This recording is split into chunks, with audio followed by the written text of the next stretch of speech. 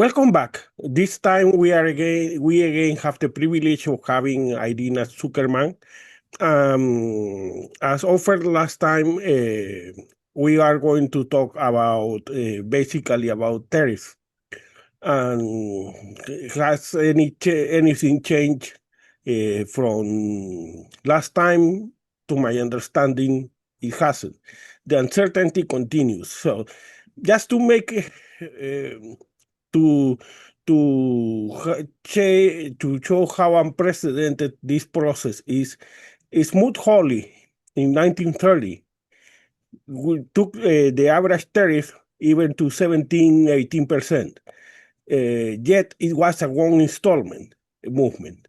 It didn't have this backs and forth that starting before Liberation Day and today continue, because for instance, in the case of pharmaceuticals, we still don't know how is that going to end, or if there are more tariffs in waiting in this chaotic, erratic process of tariff that initiated by Trump. So what's all this adds, of course, to uncertainty. So what's your take from the last time we talked about tariffs? Do we see some light at the end of the tunnel? Well, I think the biggest light of the end of the tunnel comes when the litigation over the tariffs finally comes to its conclusion. I think Trump will most likely lose it at the end because the constitutional issues are pretty clear-cut, but it will take time to get there. Litigation can be lengthy with various delays, continuances, and motions, and all of that just takes time. In the meantime, Trump is trying to push the public acceptance of his monopoly over the tariff power as much as possible, and to normalize it and to turn it in, essentially desensitize the public to violations of constitutional separation of powers. But the other big development that no one is talking about quite as much is the fact that Don Bacon in the House and Chuck Grassley in the Senate have now pushed a proposal to essentially claw back congressional power over tariff, which is what the lawsuits are alleging, that Congress has given up their power, and the executive branch really has no constitutional ground to stand here. So if those proposals succeed, which may take a while, Congress may actually be able to start limiting Trump's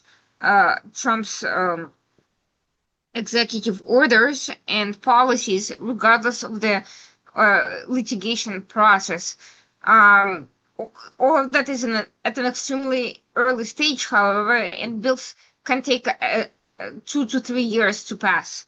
By which point we could have a change of power in Congress, and a lot of other things could happen. The litigation could come to an end and make this congressional proposal unnecessary. Trump could ignore judicial orders to that regard, and then the political solution might be the only response. So all of these things are still on the table and still possible. But what we do know quite clearly is that on his own, Trump continues to push increased tariffs, the latest being the uptick in secondary sanction tariffs on India, allegedly over the purchases of Russian oil.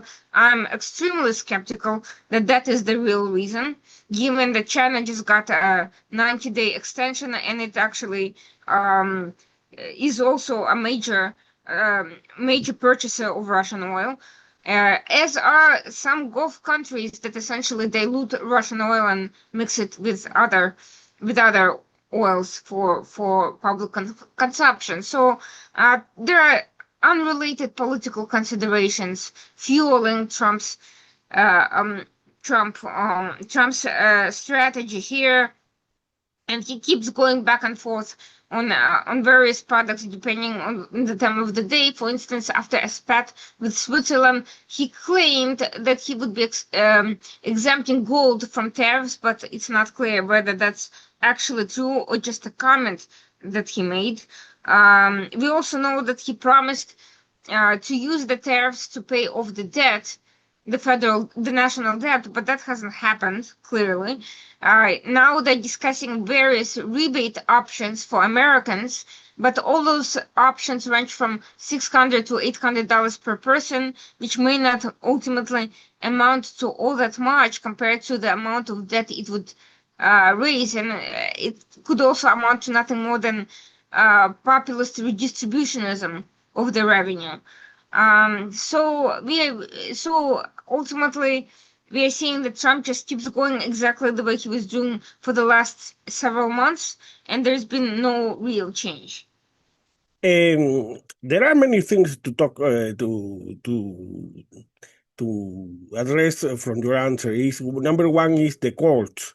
The courts, unfortunately, it's the decision from the Court of International Trade is still on appeal. So it was the decision was frozen by an appeals court, and the Supreme Court hasn't shown any interest in having a final decision so far, even though there are many other causes accumulated before that Court of International Trade. So besides, the Supreme Court has been very lenient when it comes to executive powers, or, for instance, the funding of the U.S. aid.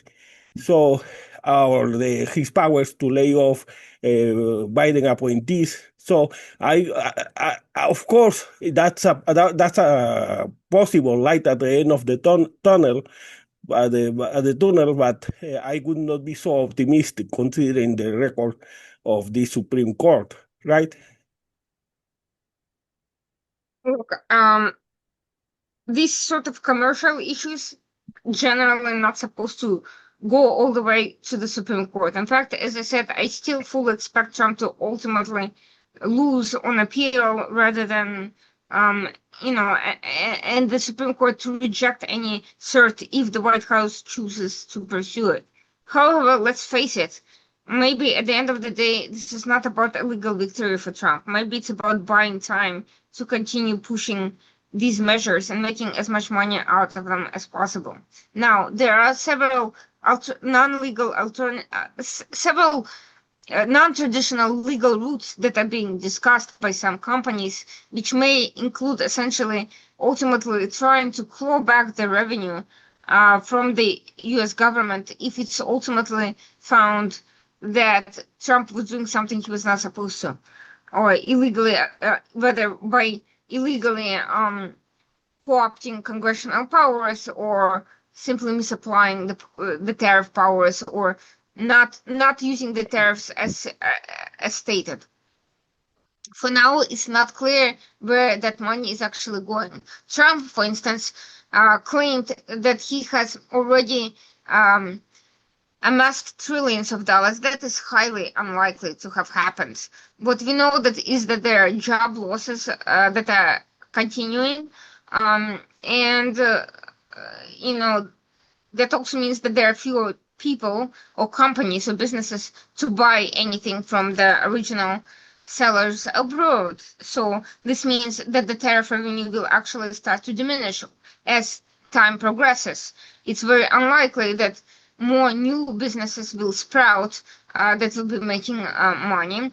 Some huge companies can afford to absorb the tariffs, but most of them will be passed down to consumers. Fewer people will be buying things, and therefore there'll be fewer reason to import anything from abroad. Let me correct myself.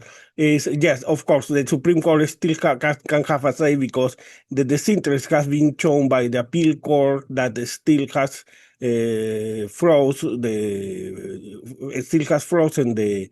the decision of the Court of International Trade without issuing any decision. And so that's very worrying, considering that the damage caused by tariff is more the uncertainty created by those tariffs more than the tariffs themselves. And yet the appeals court is taking its time, right? Well, it's not that the appeals court is taking its time, it's that there are particular deadlines within which legal entities operate, not just the court itself, but the parties pushing different motions and arguing over every Mhm. legal issue. So it's not that the court is deliberately extending the time allotted, it's that the process is based on, is just can be extensive just by nature of what it is. And that's kind of unavoidable. And I don't expect, if Trump's strategy is basically to prolong, to to buy as much time to do what he wants to do as possible, then it will make sense for him to try to prolong, to extend the situation in courts, even if he ultimately believes he's going to lose. Even that path is fraught simply because this is a time for him to keep making the money from the tariffs. Yeah, and that's the point that I wanted to move to. But first, is there is nothing the appeals court could do to prevent these dilatory tactics? They could issue injunctions, but at the end of the day, who is going to enforce them? They could say that Trump has no right to do this. It's not easy to issue an injunction on a commercial measure compared to, for instance, for instance, an issue related to discrimination, or some sort of or some life-threatening, tortious disagreement. So, um, I do think that probably some of the parties opposing Trump, private companies and clients, and the individuals petitioning for injunctive relief, have tried this measure. So far, I haven't seen that it worked. They may actually be even litigating injunctive relief, but at the end of the day, it would still be a temporary fix at best. Only a conclusion banning Trump from doing what he's doing altogether will really fix the problem. And for that we may have a kind of a while to go. We see that Trump is completely ignoring the litigation process and just acting as if nothing is going on.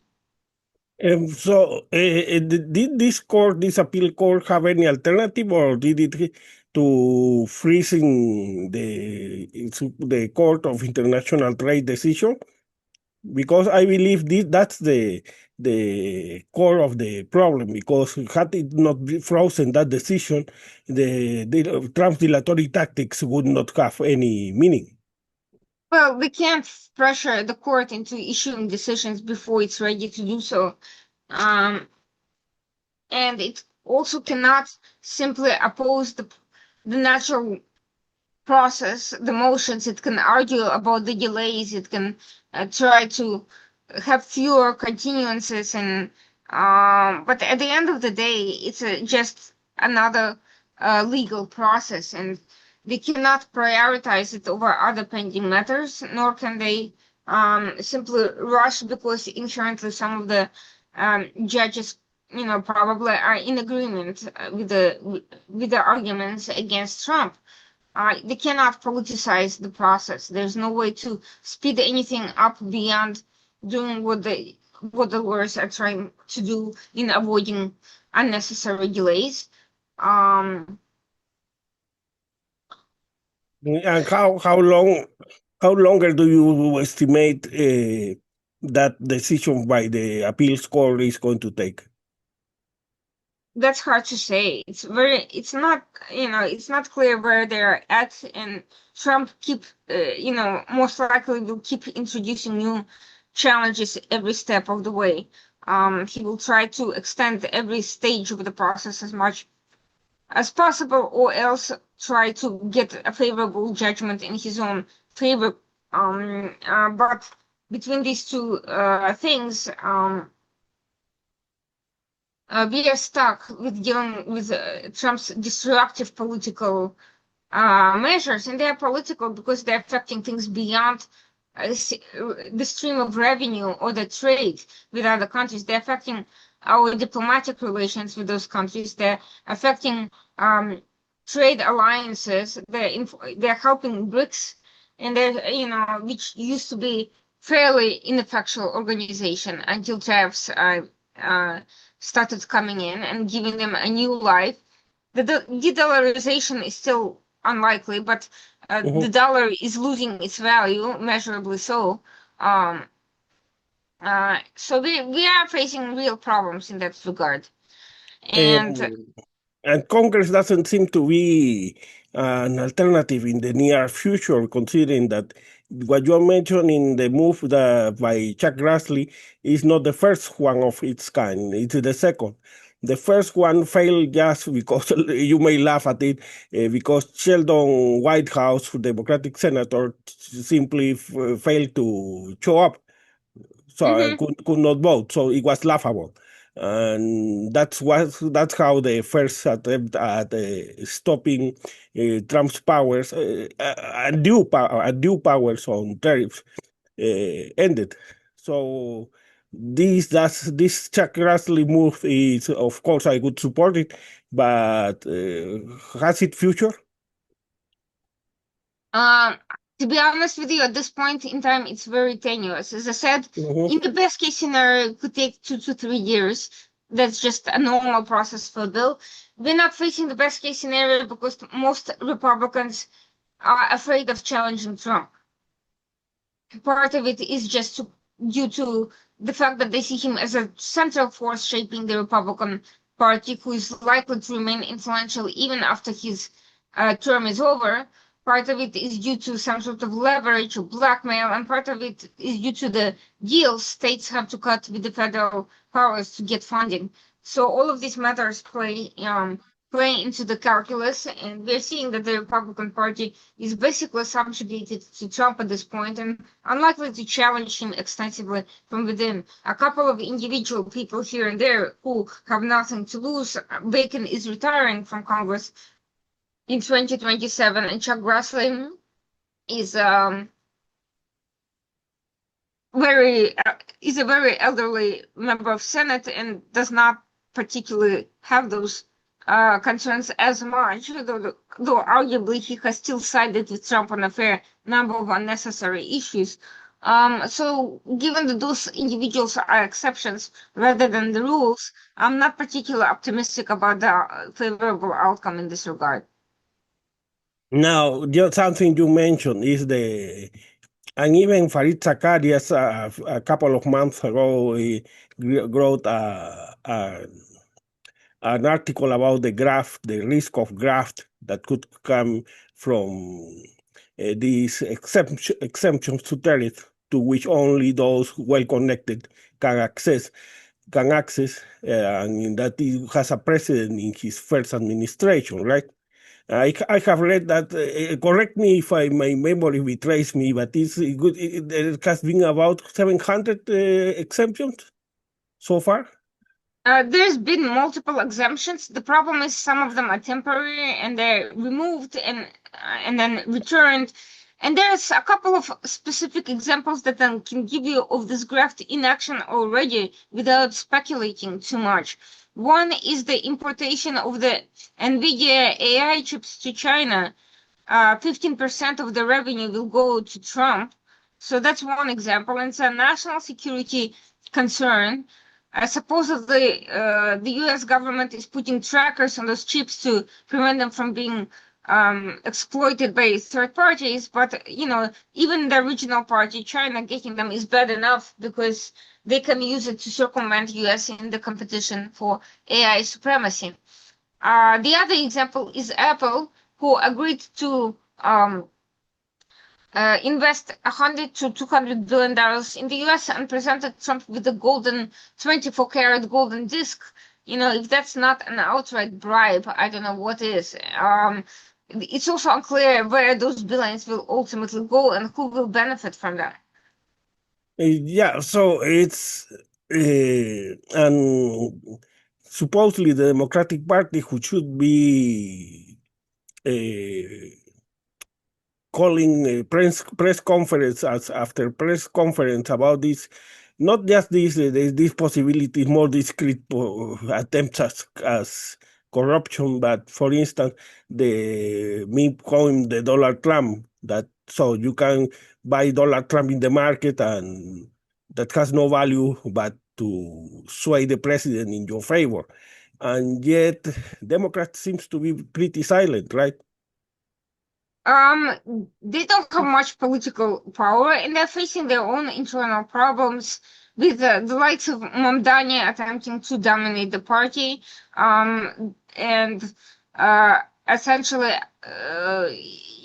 a fight over the future direction of the Democrats.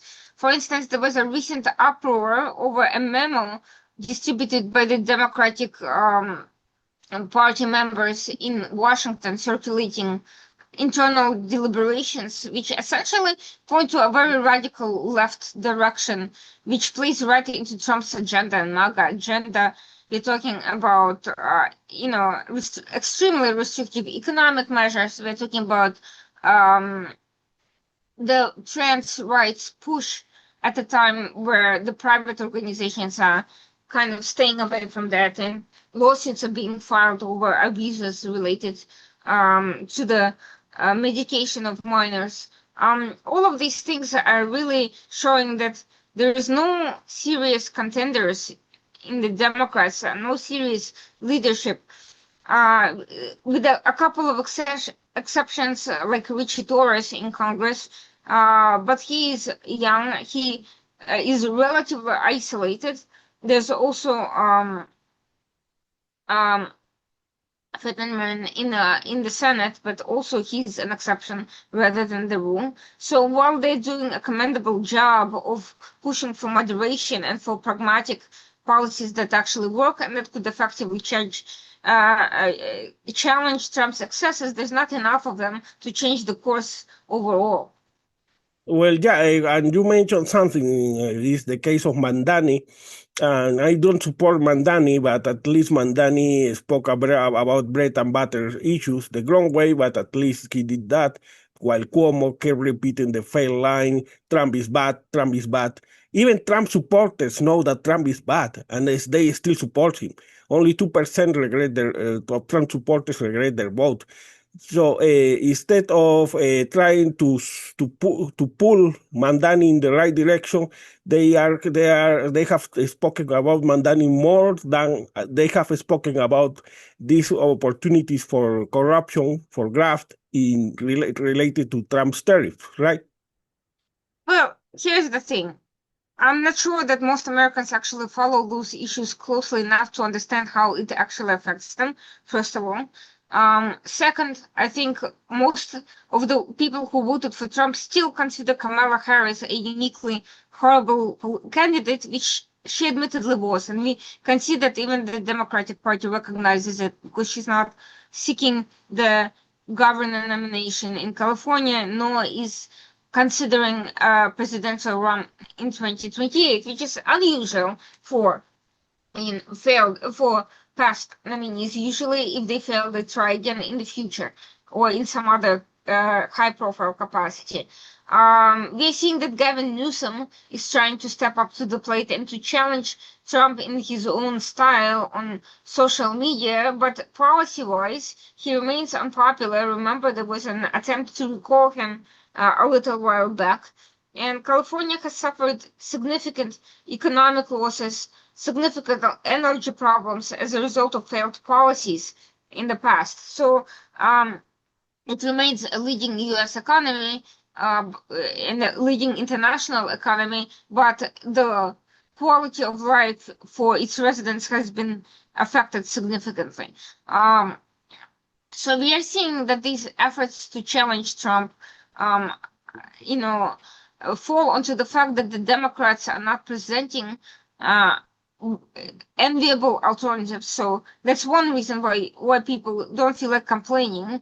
They'd be far more likely to acknowledge their mistakes if they saw reasonable alternatives to Trump, even within the Republican Party for that matter. But Trump's leadership is so absolute that there is, they don't see champions who would represent a more moderate direction.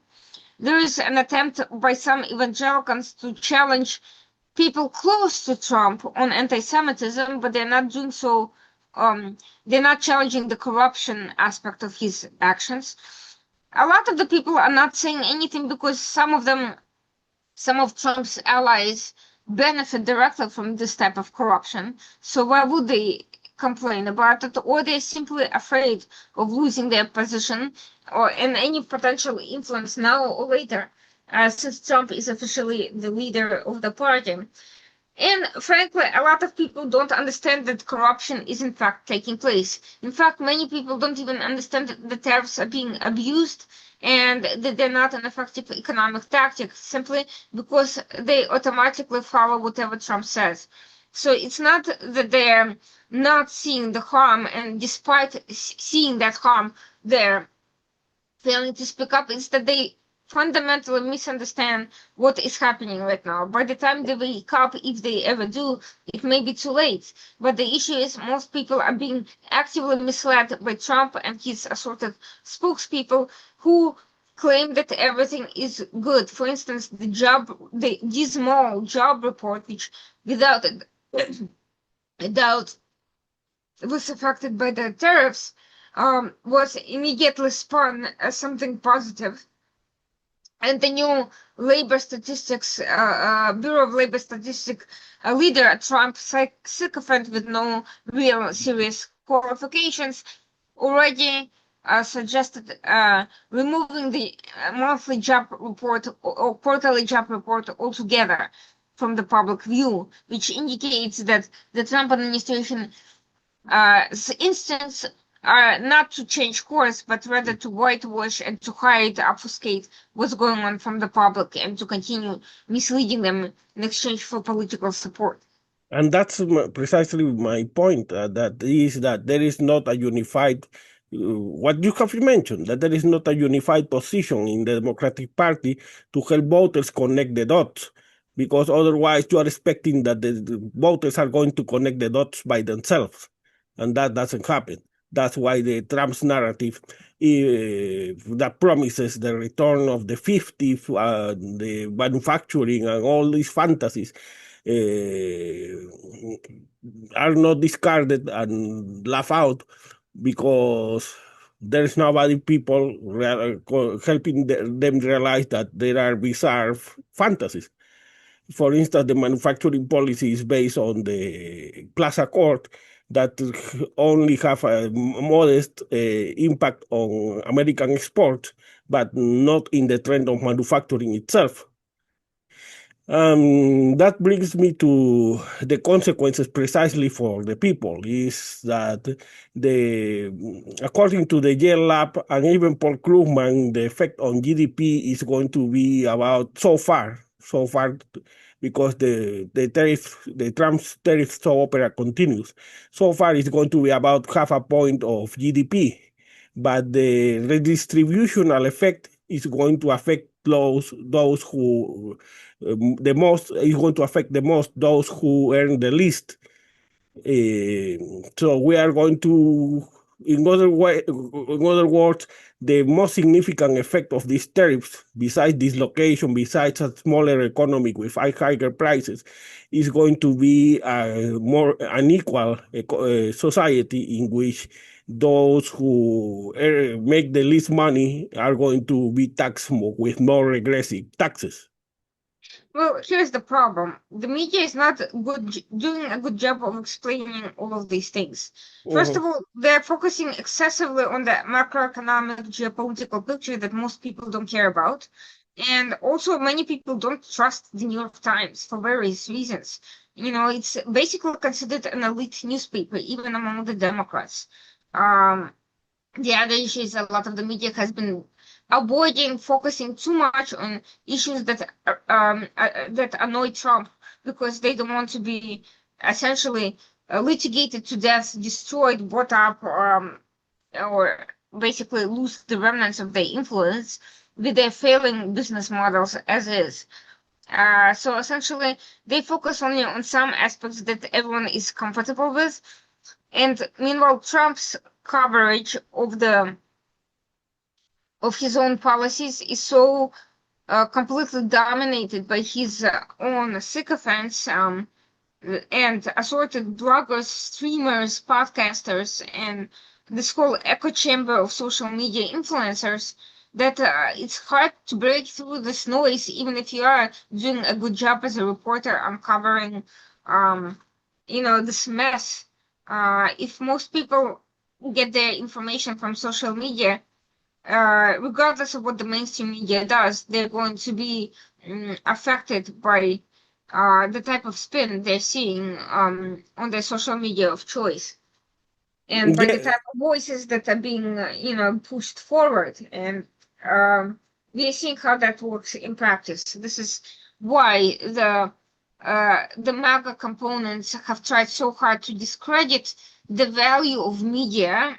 There is a difference between criticizing individual reporting or publications and the media as a whole or its value, and to push for quote-unquote democratization, which brought about effectively the death of objective attempt to stay objective and fact-based reporting, or at least multilateral reporting. Again, the media has done itself no favors by becoming excessively editorial and catering to niche audiences rather than to more mainstream tones over the years. And this is what MAGA has used. But the bottom line is, at this point, uh, so few people have trust in any quote unquote mainstream or serious or expert analysis, that they prefer to go to trusted brands and individuals, trusted mostly because of confirmation bias, not because they're actually necessarily accurate or because they challenge the conventional wisdom or challenge incorrect reporting. That's the problem. well, yeah, the most damage to the traditional media has been made by the traditional media. For instance, you see in the Yale Lab page the redistributional effects on the lower income and middle class quintiles of the size of the population, and there are no articles addressing that issue. You see, for instance, the effect on small businesses and which don't have the financial backs to wait forever until this problem gets solved in the courts. And yet, you rarely see any article addressing that issue. So, is the most important damage to the traditional media has been caused by the traditional media. Correct.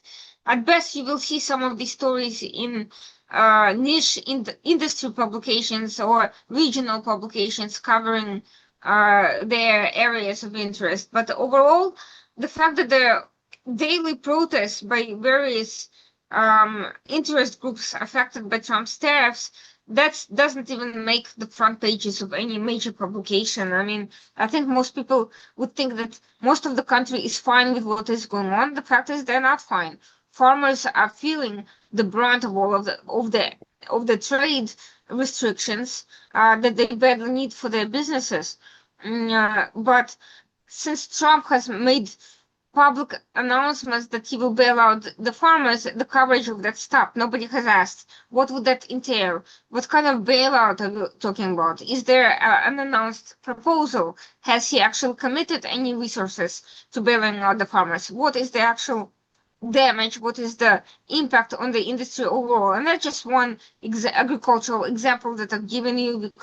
We could go industry by industry. None of that is actually being exposed to. So frankly, even I have no idea about the scale of the problem, simply because there is not enough data out there. That brings me back to these capricious decisions. For instance, firing the head of the Bureau of Labor Statistics just because Trump doesn't like the numbers, and then even Scott Bessent, who should know better, demanding 1.5 interest rate cuts because the economy is booming, when you do exactly the opposite when the economy is booming, to cool it down.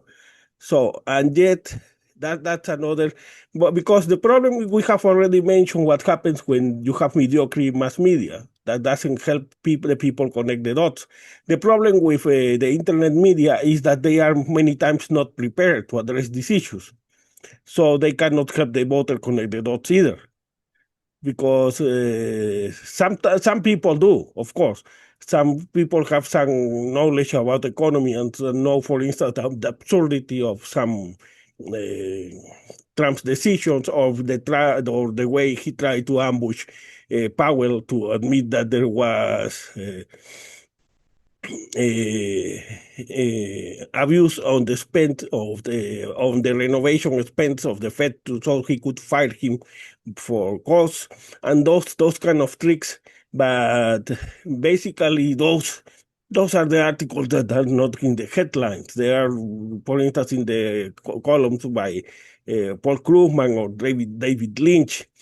And the problem is that those are make little or no echo in the internet media, right? Well, what we need is fewer basically columnists and more industry leaders, business people, regular people writing about the practical impact of all this. We don't need theories, we don't need speculation. We need measurable data which acknowledges the scope of the problem, who is affected. We need the stories of regular people who've lost their jobs. People assume that only people who were laid off were federal employees, not that they aren't human beings.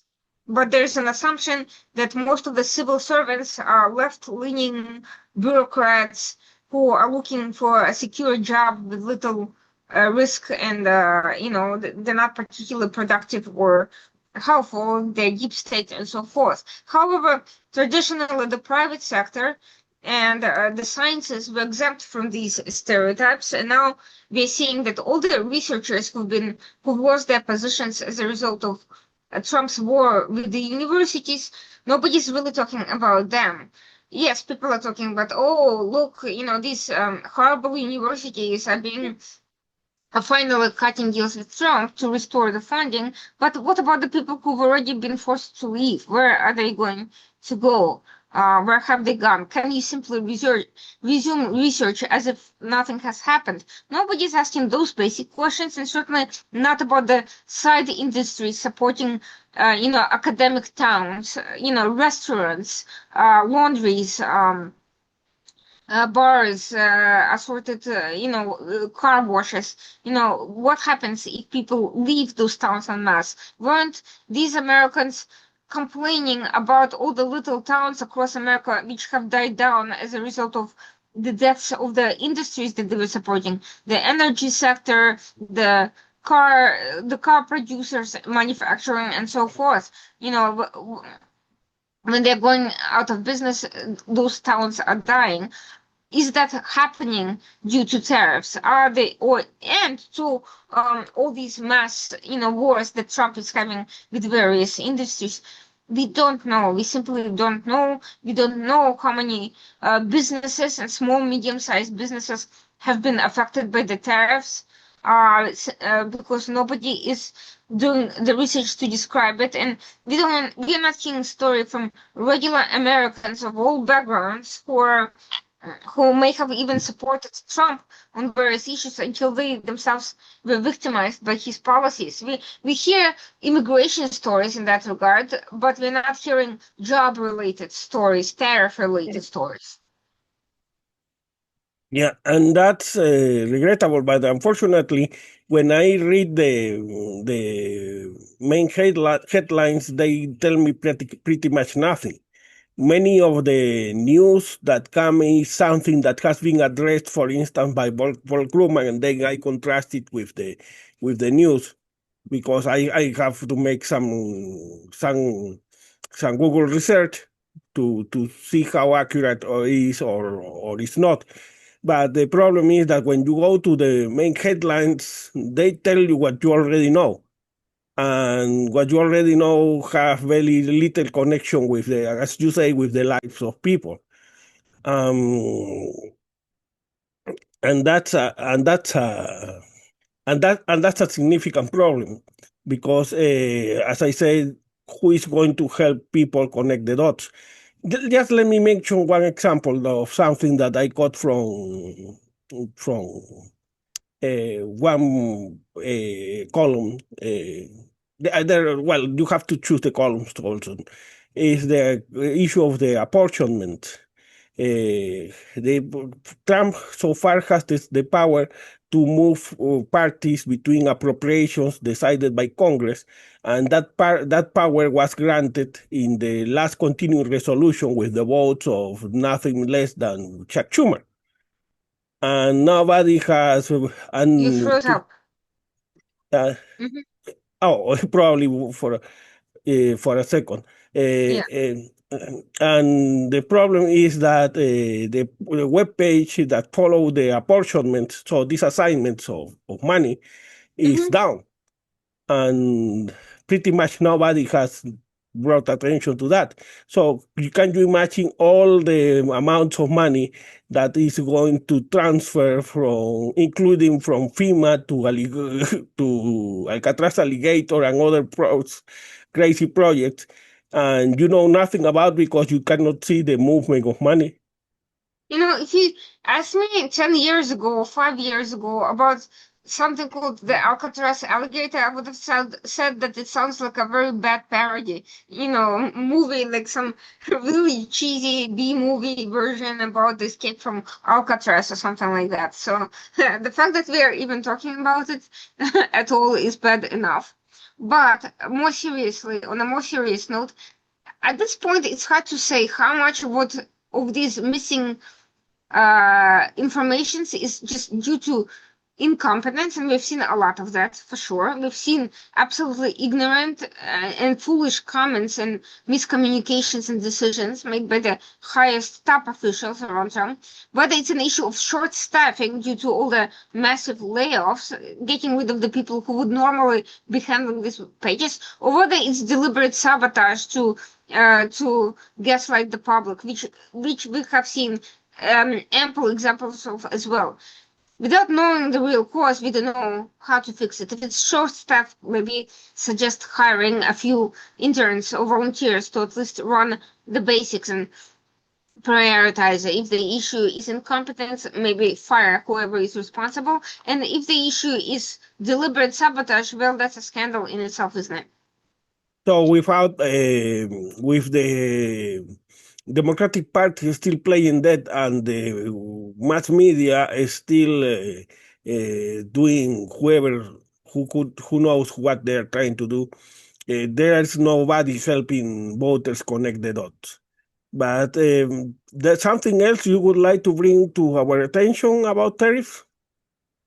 Yeah, I mean, I think it's curious to note that for all the Trump's claims that the tariff wars were supposed to help U.S. challenge China and to reclaim its uh, place as a superpower, in reality, the impact is exactly the opposite. India is being pushed closer to Russia and China. So are many other countries. China is benefiting from all of the Trump's decisions between banning the Taiwanese president and defense officials from visiting the U.S. and engaging, to now sending those NVIDIA chips to China, to prolonging TikTok's, lifeline indefinitely, while Chinese propaganda machinery spins its wheels, to giving China unwarranted tariff relief for an extension for another 90 days, while attacking India, probably because Trump knows that the U.S. economy is extremely dependent on China and India is far more dependent on the U.S. And so can be easily pushed around. Between all of these things, oh, and by the way, has anyone mentioned the Chinese spy balloons or the mysterious drones that Trump claimed he would be investigating? None of that has been even mentioned. So between all of these things, China is actually getting pretty much everything it wants, at least economically. As you mentioned something that brings me to mind is the case of Ukraine. Uh, I remember still, I believe it was in our first conversation that I mentioned that it was naive for Europe to expect that Trump was going to defend their interests and Ukraine's in bilateral discussions with Putin. And now it's got to be 2, 3 months since then since then, and we find ourselves in the same spot. Say, putting Trump threatened Putin with annihilating them with tariffs and this and that, and Europe thrilled with emotion and tears roll down their cheeks, and then Trump said that, well, he's going to meet again with Putin, and then suggest that Ukraine should give up Eastern Ukraine as the price of peace. And so we have gone back exactly to 360 degrees to the starting point, right? And the media is still discussing. And why do I mention that? Because the reason why this tariff, this 50% tariff on India has been invoked is because they are trying to punish with secondary tariffs India for purchasing Russia's energy. But this hard hand is nowhere to see when when Trump has to deal directly with Putin, or where the sanctions he had promised never come to an end. So, so the conclusion other countries are going to make is he is mistreating India and not China just because he cannot with China, but he can with India. So we either have to get into a bloc like BRICS, or we have to align with China. Otherwise, we are going to be mistreated like India, right? Yeah, well, India is part of BRICS. This is the irony of Yeah. it. And while India is being mistreated, it's also strengthening its relations with other countries. That's excluding US from its trade blocs, and the trade volume within BRICS is growing exponentially. And the trade volume among BRICS countries is now higher than the trade volume between BRICS and G7, for instance, which of course includes the United States. So it's a troubling dynamic. It's definitely pushing, countries to China, and China is seen as a more stable actor, even if it comes with an authoritarian line. But let's face it, for all the complaints the Republicans have had about the Democrats going around the world lecturing people and enforcing their own, visions of democracy, human rights, and so forth, sometimes to the detriment in trade.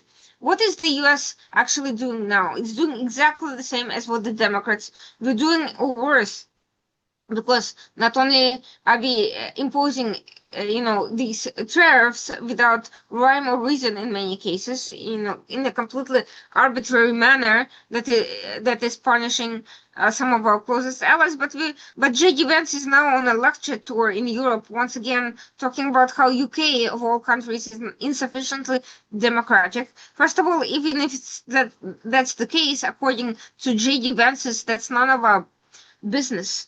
What UK does internally should have no reflection on our relations, as long as they're a good ally to us, which they have been exceptionally.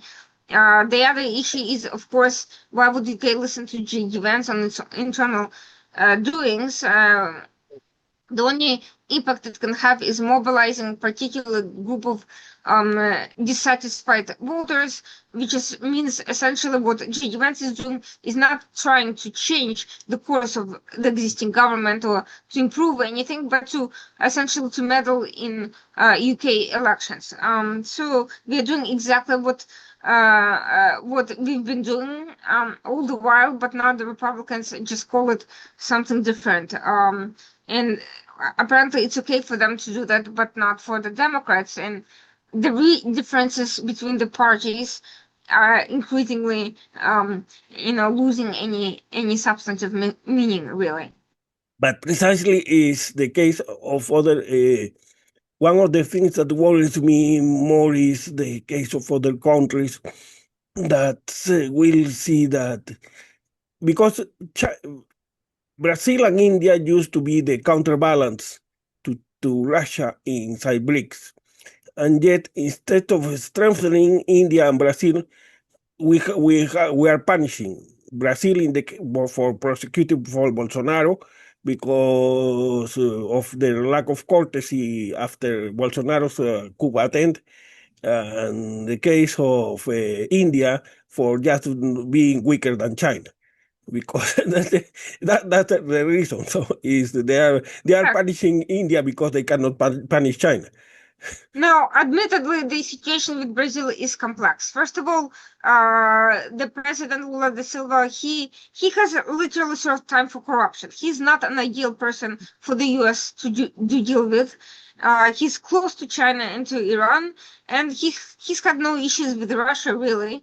At the same time, some of the Brazilian defense companies actually doing business in the US, producing ammunition, believe it or not. The things that US claimed Americans should be doing is being done by a foreign power. The very basics of defense manufacturing is now being awarded to Brazilian contractors. So the irony is rich with this one, all things considered. After all that about bringing manufacturing home and doing everything made in America by Americans and so forth, we are actually enriching Brazilians with these contracts. But if they're more competitive and have so be it. But I just find it amusing. However, dealing with Brazil has not been easy for a long time. The government there has been corrupt. It's been corrupt under Silva, it's been Lula, it's been corrupt under Bolsonaro. Bolsonaro is close to Trump, which is why Trump is backing him, and that's literally the only reason. Bolsonaro has actually failed to bring about the sort of prosperity he had promised his voters. So he was not just a corrupt and undemocratic, but also a failed politician in his regard. So dealing with Brazil is going to be complicated. That doesn't mean we should make it worse. But it should be managed in a way that actually makes sense and that can produce a change in behavior towards us, at least. Instead, it's being done in a very arbitrary manner that has nothing to do with U.S. interests and everything to do with Trump's personal whims and business interests and priorities, not with with what benefits the United States. That's the problem that I see here. It's not that he's putting pressure on Brazil for not serving the U.S. well enough, but that he's arbitrarily going after things that are not actually the crux of the problem here. Yeah, but in the case of Brazil, the explicit reason was that Lula was going to after Bolsonaro. Exactly. And that has nothing to do with Brazil's dealings with China, Iran, and Russia, which are indeed a problem. But Trump is not really addressing those things at all. And India and Brazil have been pretty independent. And the corruption in the case of Lula's government, I have my doubts about Lula, because Lula is so. But yes, the Labor Party in Brazil is notorious for its corruption. That is not different from the corruption of other parties in Brazil. But in any way, it's not the case of endemic corruption you could find in the case of Maduro in Venezuela, for instance. Of course, there's always a degree. I'm not saying that there isn't. I'm just saying that Brazil is not, an easy country to deal with because of these issues. That said, U.S. is very quickly going down the same road. So, eventually, I think we will find that Trump has a lot more in common with Lula than he cares to admit. Because precisely Lula is more independent, like India. So, and Modi also has a lot of problems with its anti-Muslim, with his ethnic championship of the Indian people against Muslims, and the way they have tried to co-opt power in ways not that different from Erdogan in Turkey. But in any way, when it comes to American interest, they have been pretty independent and having a counterbalance to Russia. And it has been the United States is pretty much punishing them for reasons that had nothing to do with Russia. Here is the problem.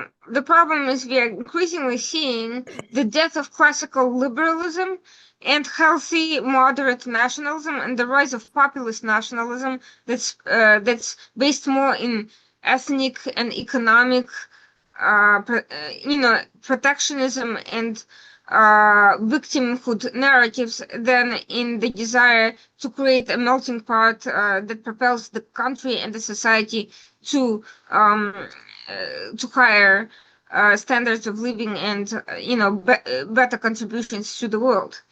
And this is the problem we're seeing in a lot of the countries. It's not that it's not healthy to have nationalism and to be proud of your culture and to promote your own sovereignty and interests against foreign meddling. All of these are reasonable expectations, protection of borders, protection from foreign interference, advancement of your country's interests. The problem is that it's much easier to play the populist card than to address serious economic and issues, social divisions, and to But work populism, out all these differences. And this is what we're seeing. We're seeing the rise of very imperfect allies with varying degrees of this sort of demagoguery, and the death of more moderate classical liberal positions. The European Union is supposed to represent those things, but excessive bureaucracy and corruption at the top has also led to a lot of jaded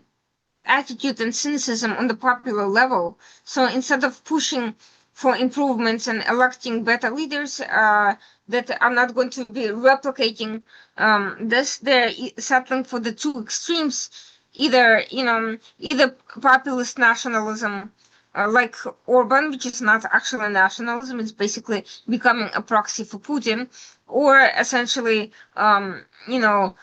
turning into completely ignoring the problem altogether and pretending that any course correction at all is something extreme, which is also not true because there are serious problems in the European Union with economic stagnation, with innovation stifling, and all of these things. These are real problems; they're not made up. But we are seeing that, there's a failure of centrism. There's a failure of classical liberalism. There's a failure for liberals to represent their values in a way that makes them compelling, and that showcases their strengths. Even at its worst, the European Union is still better than some authoritarian household like Russia. But if you're not making your case clear enough, then it's much easier to co-opt the people who already are skeptical. it's not just about the positions, it's what you show about those positions.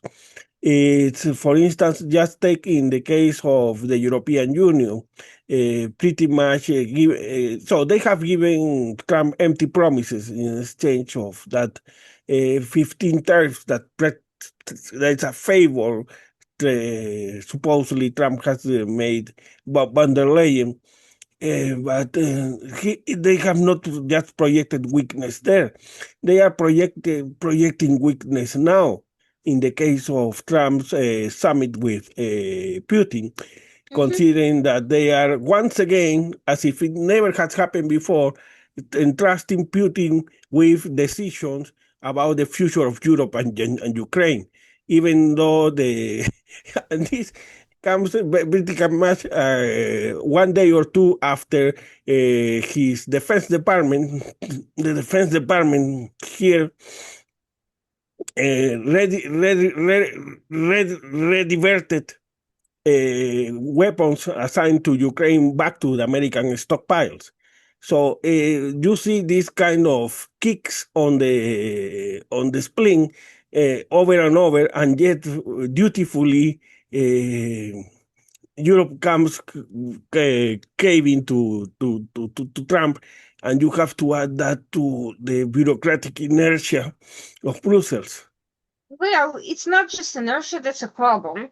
It's the fact that there's a reluctance to actually make the decisions that are that actually make the point. Europe, there are issues that Europe is not dependent on the US at all. I'm not talking about defense or money. I'm talking about, for instance, using the frozen Russian assets and giving them to Ukraine for purchase of weapons. This is something they could do right now without Trump, but they are hiding behind legal restrictions, which are entirely formulaic, symbolic, and easily dispensable in the name of national security. Heck, national security has been used as an excuse for far less important and less defendable actions in the past. So the issue is they don't actually want to confront Russia, or they're not ready to, and there's still not a cohesive decision on how much of a threat they perceive Russia to be. There's a lot of panic and emotional rhetoric and a lot of general sense of foreboding, and maybe in some cases there are some measures being taken for internal resilience, such as the return to draft and military training, but overall they're still not where they need to be to if they're acting with respect to assessing and restrict, a real threat. And we've talked about this before. We talked about not having clear assessments of risk and not taking those measures. So with Ukraine, the same thing. If they wanted to pressure Putin and send a strong message, now would be the time to overwhelm Ukraine with weapons. The Patriot missiles that are awaiting their arrival till spring 2026, but that are, because of the interceptor shortages, this is something that should have been resolved quickly. Help, if there is a real interceptor shortage, help produce it with the United States. Expedite the process in whatever way you can. Provide Ukraine with some acceptable substitute for air defense until the Patriot missiles are ready to be dispensed. Don't just sit there. Macron talked so many times about sending additional troops, at least for administrative positions, so Ukrainian troops could take their Rotation. for rotation, take their fight to the front lines. Where is that? Obviously, you could say that he does not actually have enough troops to send, but then get people ready. Start getting people ready. Start producing the ammunition in the quantities that are necessary and sufficient. Start doing basic things that have nothing to do with Trump and that Trump has no effect over, at least. You mentioned something that is very telling, the case of the Russian reserves. I remember when I first learned about this issue, supposedly there were 60 billion in the United States and 240 in Europe, mostly in Euroclear. Then it came the Lawrence Tribe, one reputed constitutionalist, this opinion in September 17, 2023, saying that there were no real problems with seizing these reserves. And yet, from then on, it's as if Europe and the United States had taken turns about who make the excuse to delay the decision. And in the process, they don't even now they don't even know how much is in Europe, how much is in the United States. I have reports quoting very different numbers. So you see this chaos that is born out of precisely the cowardice of politicians. And the problem is that, once again, in my opinion, is that the press is not doing enough to make them accountable. I mean, look, Macron inside France has a 19% approval rating. Part of the problem is he called for snap elections that he lost and brought extreme leftists to power, and they have nothing good to contribute to the economy. They've had economic crisis. They've had unstable groups of assorted, dissatisfied people protesting indefinitely. They've had foreign dealings that are horrible. I mean, if France continues doing business with Iranian entities, with taking money and investments from countries like Qatar, and then until the last moment doing business with Russia, and only when Russia starts attacking Macron and his family personally and starts taking engaging in acts of vandalism and terrorism and so forth, only then start taking measures. Who is going to take you seriously?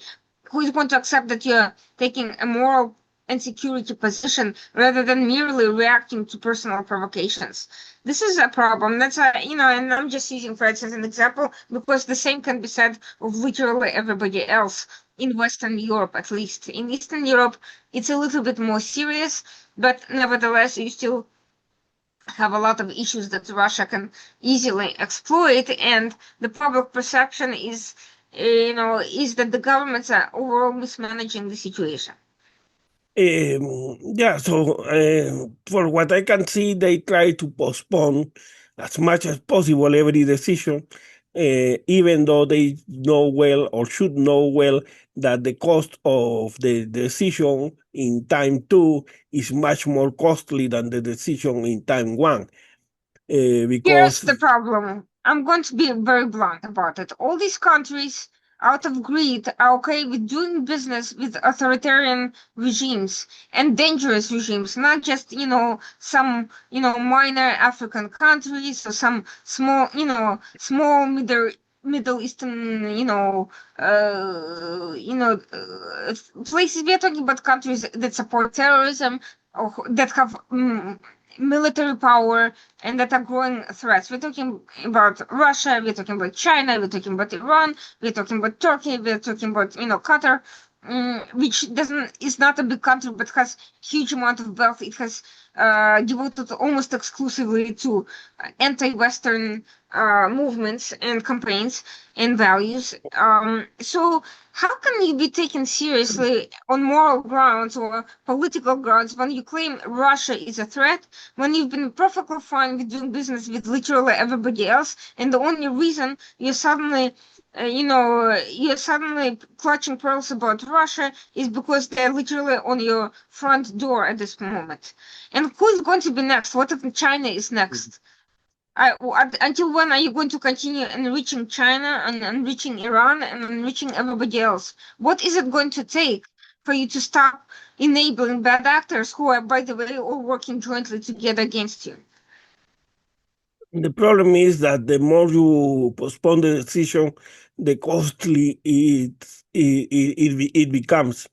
What brings me to the question is my final question for now is the case of Pokrovsk, because in the case of Abdika and other key cities, emblematic cities, we found one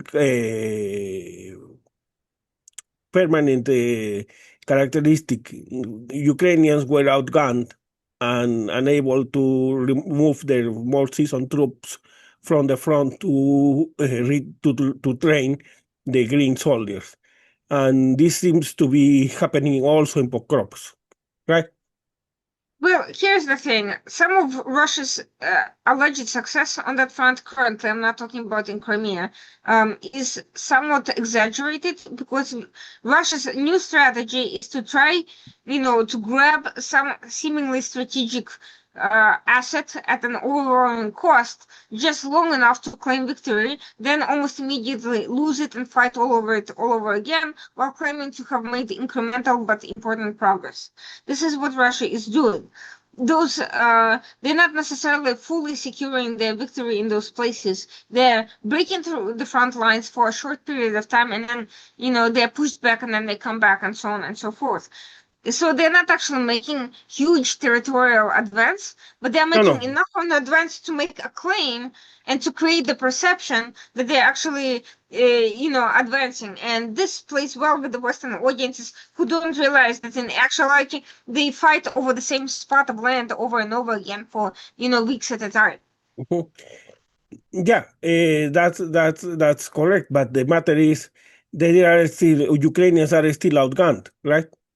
Yes, they are. And this is why I was saying that there are easy things that the European Union and anyone else concerned about Russia's pernicious influence should be doing. Donating small arms, donating, mass producing ammunition.